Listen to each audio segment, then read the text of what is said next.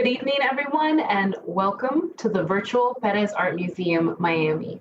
My name is Marie Vickles, and I'm the Director of Education. And tonight we are presenting the online version of our Local Views at PAMM program with artist Tom Virgin. This live virtual Local Views program is presented with the generous support of the John S. and James L. Knight Foundation and features Miami-based artists sharing their practice and discussing works of art on view at the museum that connect in various ways to their own work. This casual 30-minute conversation takes place every Thursday online at 6 p.m. via Facebook Live and YouTube Live. I would like to sincerely thank all of you for joining us tonight for this program as a 21st century museum dedicated to representing the diverse multicultural communities of South Florida. The Perez Art Museum Miami continues to strive to be a forum for open, honest, and at times challenging dialogue, while creating understanding through the power of art. Tonight, I'm incredibly honored to present artist, educator, and printmaking legend, Tom Virgin. Truly a local treasure and one of the reasons programs like Local Views exist. Before I introduce Tom, I would like to acknowledge and thank the incredible team of people that work so very hard to make these programs come together online. Thank you to Anita Bram, Associate Director of Adult Programs and Audience Engagement, Alan Mueller, Membership Manager, and our world-class AV team, Denise Faxis and Andrew Bird. We could not do this without you. Thank you all. Okay, let's get started. Tom Virgin is a Miami-based artist, proprietor of Extra Virgin Press, and for 25 years, a Title I public school art teacher. Born and raised in Detroit on jazz, blues, Motown, and rock and roll, Tom has now spent twice as much time in Florida than his native Michigan. Tom received his BFA in printmaking and painting from Florida Atlantic University in 1989 and an MFA in printmaking at University of Miami in 1994. He has studied printmaking, book arts, and letterpress in over 40 postgraduate classes around the United States and teaches workshops in those subjects. His participation in residencies around the United States and artist communities and national parks have also informed his practice. His work in collaborations, prints, book arts, and public art often depict shared civic resources such as public schools, national parks, and his home states of Michigan and Florida. His printmaking workshop, Extra Virgin Press, was founded as a community letterpress in 2015 with support from many partners.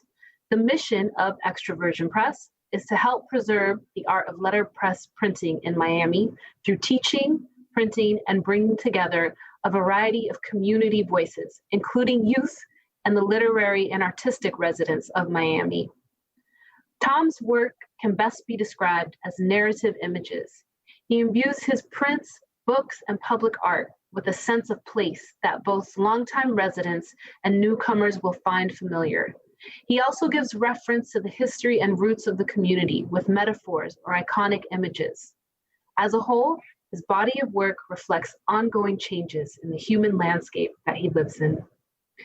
As you watch along this evening, on Facebook or YouTube Live, please post questions for Tom. He will try to answer as many as possible in the Q&A portion of this evening's presentation. And remember, if you value this and other programs presented by the museum, please consider supporting us by going to pam.org/donate. So with that said, please join me in giving a warm welcome to Tom Virgin. Thank you, Marie. I have to tell everybody thank you to begin with, because being a printmaker is a job that requires people to come to the press. I need to thank Franklin, Marie, Anita, Andrew, Denise, Ria Leonard, and Firale Baez for their contributions to this presentation as well, because this large community that sends out this message that art is integral to our survival here in Miami and to our success, because this is what's making people still pay attention and still do the things they do. My name is Tom Virgin. I grew up in Michigan. I've been printing for a long time. I could never thank all the people in one program for all the things that I've learned. And I've had many teachers and many mentors. Oops. So I am giving you a second look at Ria Leonard because Kid Conjure 1, which was on the Perez Art Museum's local show in April, at the end of April, captures pretty much everything in my world. Ria has created this iconic image of sneakers hanging from a tree that I never saw until I got to Miami. And she's embedded it with a prayer for her community.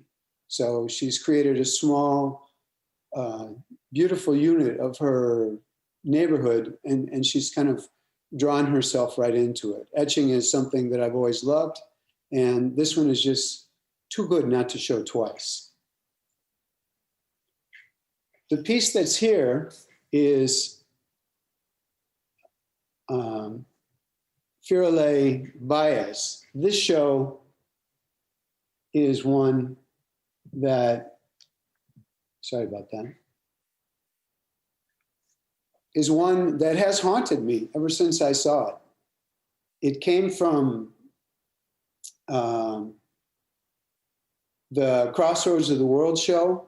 Firale is a Dominican Haitian woman who grew up as a young woman, a very young woman, on the border of those two countries, and moved to Miami at 10.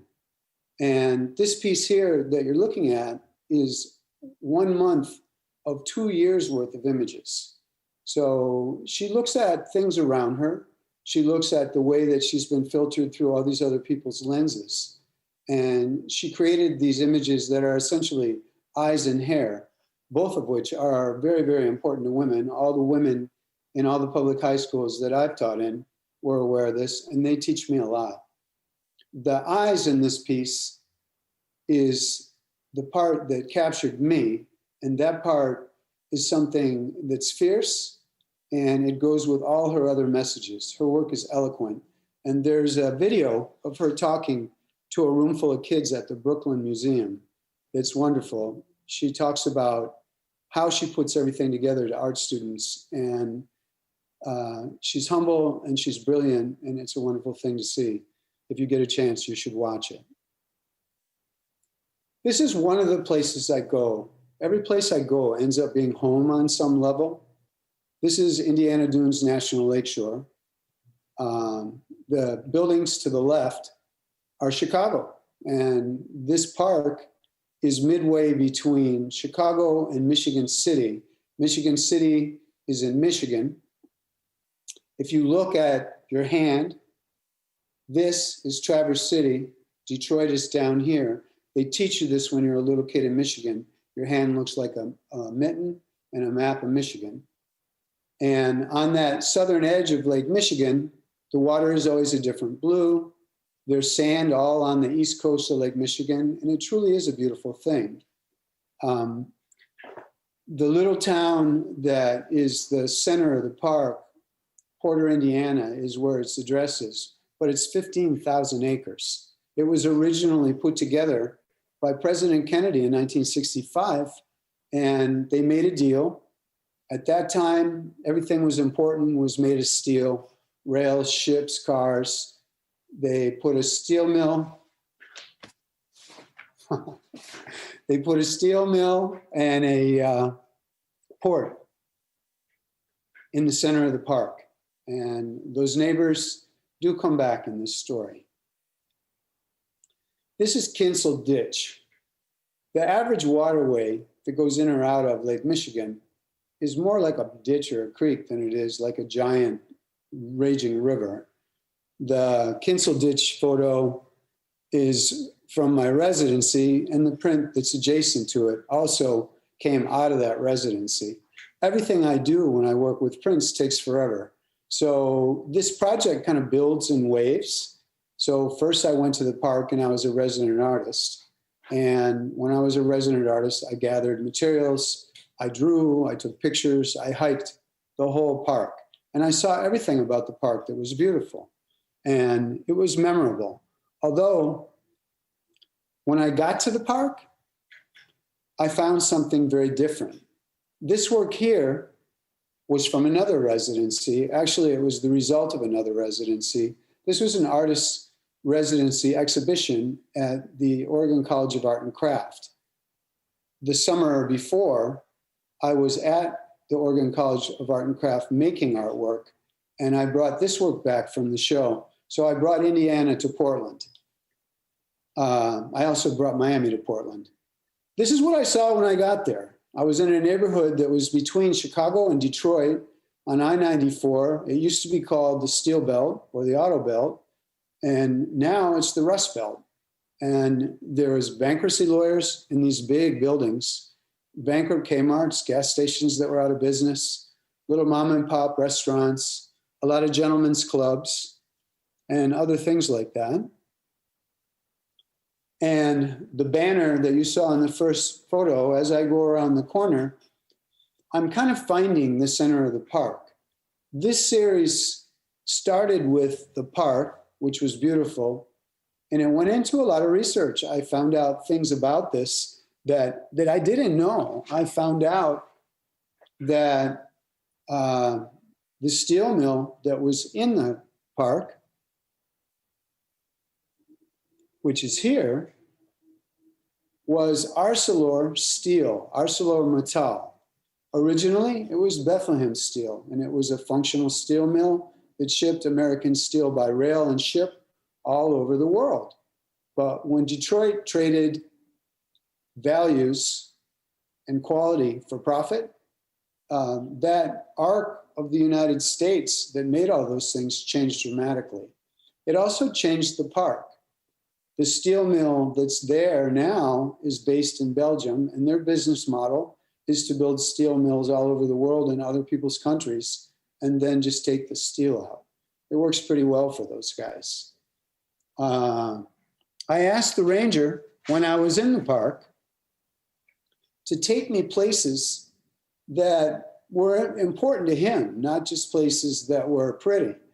And he took me to Gary, Indiana, where there's 5 Superfund sites within 5 miles. He took me to his neighborhood where he lived, and he was the first person to explain to me what underwater meant. It wasn't like we are here in South Florida. He was talking about the real estate market, and his house was underwater. So he didn't know what he was going to do with his job as a park ranger. The park didn't let go of me for a while. I spent a year making a book about the park.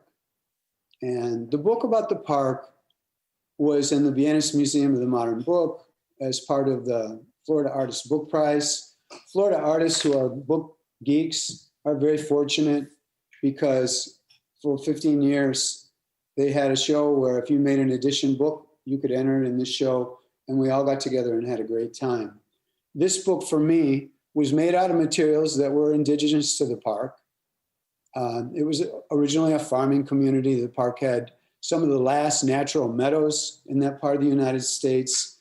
They had maple syrup that they tapped during the winter. And the stuff that was there is very beautiful. And the park opened up to me in layers. This is what I found when I got there. And the text in the book is really very much about how do I get into this park? I really thought I was lost. The park again opened up to me.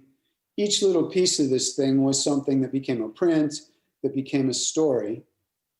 And once I got into the park, the color picture to the right is Beverly Shores, a real small neighborhood that has Art Deco houses that were shipped across the lake after one of the World's Fairs.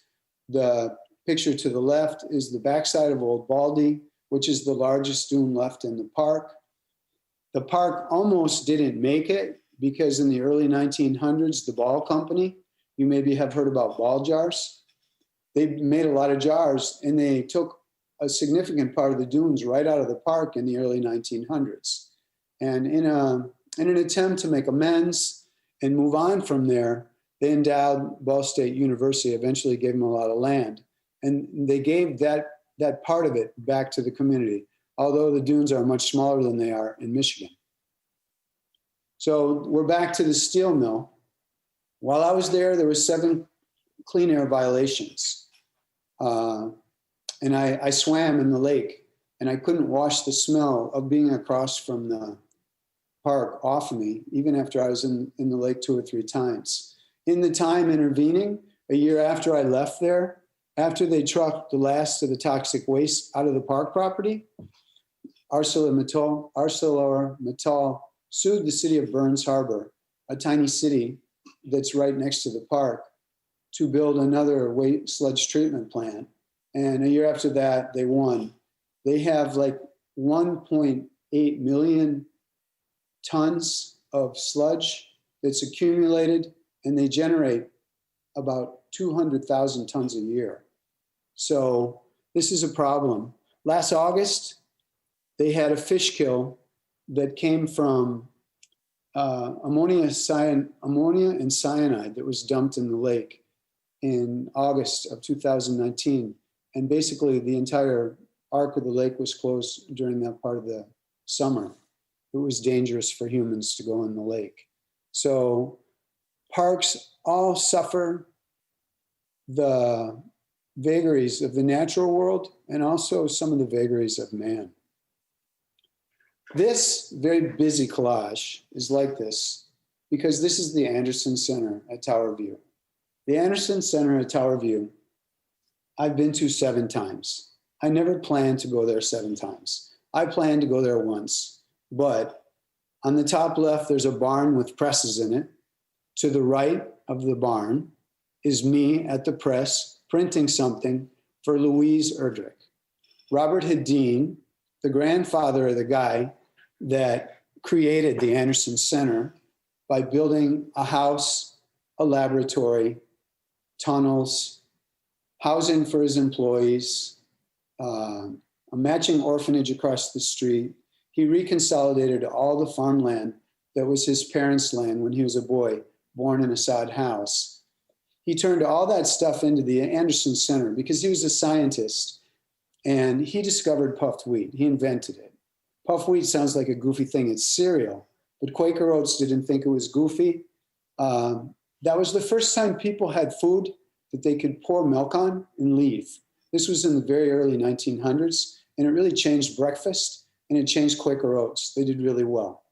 Next to the tower, which was built not as an ornament, but to fill with water, because the Anderson Center had water and water pressure, city water, before the city of Red Wing that's 5 miles away. When you hang out with scientists, you get some great perks. Underneath me and the barn, in that rock, which is in the picture, if you look on the bottom of that little green rectangle, that rock is on the top, and the rock under the tower is on the bottom. Those rocks are real. Louise asked me to make her a print for her bookstore, Birch Bark Books, because she planted an indigenous flower garden across the street from her store in Minneapolis and next to an elementary school. Under those is my studio. You'll notice the pictures are from Oregon. That's Mount Hood. I made a series of prints while I was at the Anderson Center that was 13 views of Mount Hood, which was homage to Hokusai, who's a Japanese printer who's one of the coolest guys ever. This is 2 of the prints that I made of the Anderson Center later, somewhere else, possibly at the Anderson Center. And the 2 people in the picture underneath these, the tower picture is to the left, and that's the tower in the lab. To the right is the inside of the tower. So despite the fact that this was a utilitarian feature of the lab and the grounds, you could go up to the top of the tower and sit in a little sitting room. The entire building, the house and the tower and the other residential places on the property were painted by German artisans in the early 1900s. John and I are working on a print called Passion. And the print called Passion was written by Louise Erdrich, who Robert Hedin introduced me to. And Robert made me very happy when he introduced me to Louise. She's Native American German. She's a National Book Award winner. She was raised on Gabriel Garcia Marquez and William Faulkner and magical realism and stories by her native parents and grandparents. And she turned that stuff over to me. And I could tell you about Louise all day, but let me do this. I'll let you listen. Passion. Your dog gnaws the rug you made love upon for the last time. When your lover left and you rolled yourself inside the rug to sleep in agony, your dog stayed with you. Your dog chews out the armpits of your lover's shirt and shreds the underwear you were wearing when he touched you. That's devotion. The dog chews your pen and stains his tongue, then licks the white pillows, his way of writing you a poem. He eats the spout off the blue plastic watering can. He starts on the porch, a rotted board, and soon that board rips away from the wicked red nails. Your dog eats the nails and does not die. Although you have no porch, no lover, no rug, no underwear, you understand. The dog is trying to eat your grief. In helpless longing to get close to you, he must destroy what's close to you.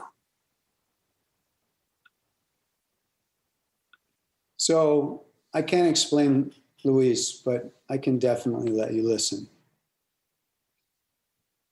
This is what I spent the last 6 months printing.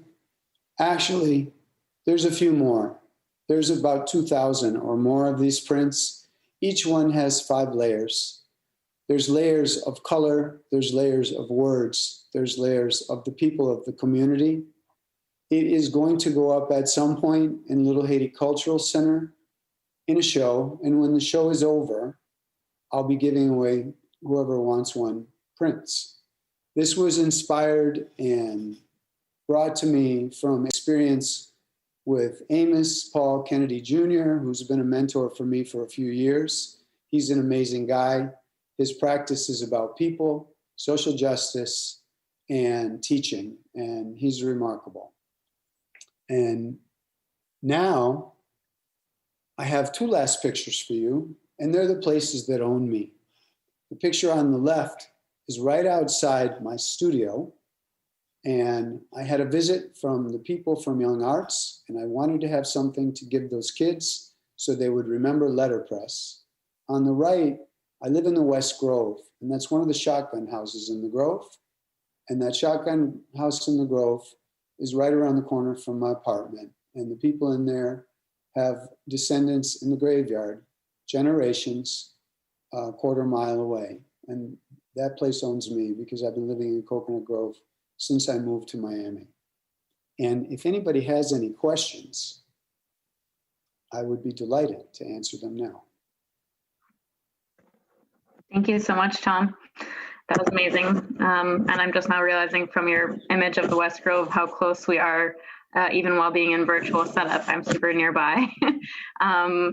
And so I guess I have an initial question for you while we're waiting for the audience to warm up. And that is, like, how do you find inspiration for the words that you print on those prints that you made most recently that are going to be going up at Little Haiti? Hold on a minute. I have had,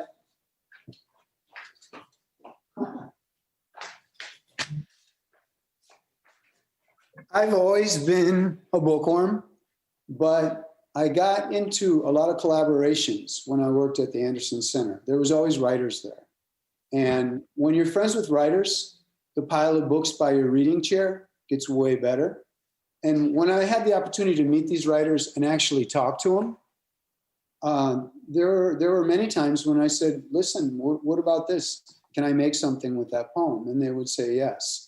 So I can't take credit for the writing other than to say that I have read so many books that I get a lot of choices. my collaborators have been very, very good to me. Writers are the best editors ever. Yes, that's true. Do you have, I guess this is probably a tough question, but do you have like a most influential or favorite book that's influenced you? I just handed Tommy Orange's There to my intern today. And he was on the New Yorker site reading Louise Erdrich. This afternoon, I was listening to it. Louise is amazing. My favorite book by her is The Last Report from the Town of Little No Horse. And all her books are amazing. I read everything Faulkner wrote. Gabriel Garcia Marquez. I mean, I read all the time. The last one is usually pretty influential, but the Tommy Orange book, There stuck with me. Mitchell Kaplan handed me this book and said, just read the foreword. And before I left the store, I handed him the money and said, you're the best. Yeah, Mitchell Kaplan is the best. He's a very cool guy. Let's see. We have a question from Alan. He asks, how did you choose which words and phrases to print for your Raise Your Voice work, and why those words? Some of the words came from writers. Some of the words came from community members. Some of them came from friends. Some of them came from my mom. My mom passed during the COVID. She wasn't a victim of COVID-19, but that was part of the whole story. And Louise is kind of one of those figures. And also more close to home, Edwidge Danticat has a book called The Art of Death, which is a series of essays on death. And she wrote this book right around the time her mom died. So Edwidge has been very influential in my life. The talk that she gave about Create Dangerously at the museum was one of the most profoundly inspirational talks on art I've ever heard. But I made postcards and I delivered them all over, and then we got quarantined. Mm-hmm. So I got stuff emailed back to me. I got stuff texted back to me. I got stuff from MJ Fivra that was part of the Miami Book Festival, Little Haiti Book Festival. And it still is coming in, but I'm kind of like done printing it because I used up the paper and because I have 67 quotes and different things. The youngest was, I think, a 10-year-old, and the oldest would be about 2,000 years old if he was still alive. Wow. The whole range. Yeah, and this is something that started with Amos. Amos was very much my role model for this, but it kind of, after I got locked up for months, it went down some side roads and in other places, and I'm lucky to be part of such a rich community. Right. That's a great segue into our question from Marie. She asks, why is it important to have spaces for community printmaking? I have 2 presses. I can only print at one time. And by having a press, I can put the voice of people who aren't writers, who are people just who work with writers, who have issues, all over the walls of South Florida, all over Miami. I print books. I work with writers to print books. I work with new poets. All these processes of putting words and paper out into the community, all of them are important. And the more local they are and the more someone has local access where they can come in. Now that teaching for me will be teaching printing, I believe that I will be able to run classes once I can put a few people into the shop. Right. And then more than one person can print at the same time. As it is right now, I have an intern, so 2 of us can print at the same time. And for a brief time before everyone figured out what COVID was, there was 2 or 3 of us printing for part of January and all of February. It was nice. Wonderful. Yeah, that sounds wonderful. Those sans mask days in our past. Yeah. Let's see. We have a question from Maria Adela Diaz asked, are those posters done with screen printing? I think No, everything is letterpress printed. letterpress printing. Wood type, linoleum cut plates, old school, like printing company, they call them cuts. Sometimes they're metal panels that have been made that are relief plates. Wood grain, artwork that I've used before that I incorporated. Artists that I know said, a couple artists came in and made drawings that I cut for them. And some of the artists that I printed for let me put a little piece of what they had done into the work. So if you look at them closely, you can actually see where it started being the New Year and family and Super Bowls and what's going on and voting and kids, we can do this when everyone went home from school and then the other conversations that we've been involved in. Although those conversations have been very much a part of what I've been printing all along. I've been printing Black History posters for school every year because I can and because kids need to learn all history. History is for everybody. The places that own me are everybody's places. Public art, public libraries, public schools, national parks. Everybody owns those places. And I make these prints so everyone knows. Right. Thank you. It's important work. Tom Wheeler Castillo asked, how can someone visit your press?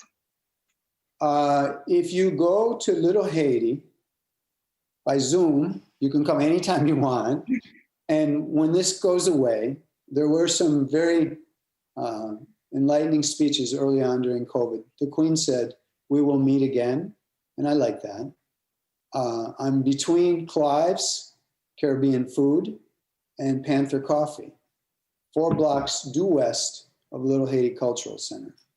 And if you smell the ink, you'll probably be hooked for life. I apologize in advance. This happens to a lot of people. But I love printing. My goal is to print a pile of prints for every artist I know in Miami so they can keep one, sell some, and give one away. Amazing. I can't wait until we can all reconvene in your space again. Let's see, now the questions are flowing. We have one from Jose Luis Garcia asked, hi, Tom, what is your mission with Extra Virgin Press and how do you see it growing / developing in the future? Well, I have to teach other people how to print. South Florida is funny. When something gets 100 years old in South Florida, it goes to the dump. If it's a building, they tear it down. All the presses where you turn the crank like this, like mine, cylinder presses, when people got that button that they could press that said print, they loved it. They said, look at me, I'm a printer. And what happened is that a lot of the presses, most of them, went to recycling. And so there are very few letter presses in South Florida. There's other people, there's people in Broward that have some, and there's some commercial businesses that print stuff occasionally with letter presses or platen presses. But I want to teach people how to print. I want to teach people because long term, I hope that Extra Virgin Press becomes a book art center and that everybody who wants to learn these skills has a place where they can make their work. But it takes a while. And I'm the smallest of small businesses.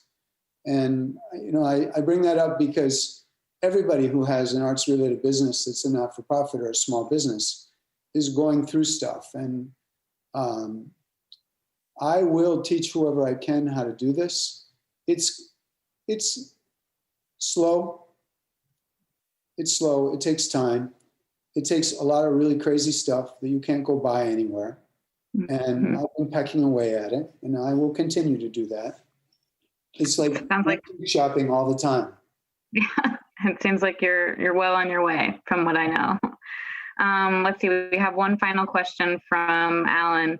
He asks, does the literature you read inform or affect your next project? I think if you put everything in order, the first thing would be the kids. Because I've been a teacher for 25 years, and all the stuff that I got when I was a kid, I figure everybody should get. because I work in public schools, and that's the way I feel. After that, I give those same kids everything I read. And after that, when I'm printing, I'm in the same world as all the other artists, and I'm using a different tool. But when I'm making projects, sometimes it's a bunch of prints that go up on the wall. Sometimes it's an installation. Sometimes it's public art. And then I'm kind of in my own world, and I'm doing the research that I always have to do. I was 20 years into being an artist before I realized that everything I did was research. So it may be a writer, but it may well be a specific writer that relates to a specific thing, somewhere I've been or somewhere I'm going, or somewhere I want to bring people that I care about. Right. That's amazing. With that, thank you so much for your time and giving us a peek into your press and your work and the amazing work behind you and that you've made over the years. We can't thank you enough, and we can't wait to reconvene and visit Extra Virgin Press hopefully soon after this is done. So thank you so much, Tom. We really appreciate it. Coming up. Thank you very much for having me. Thank you.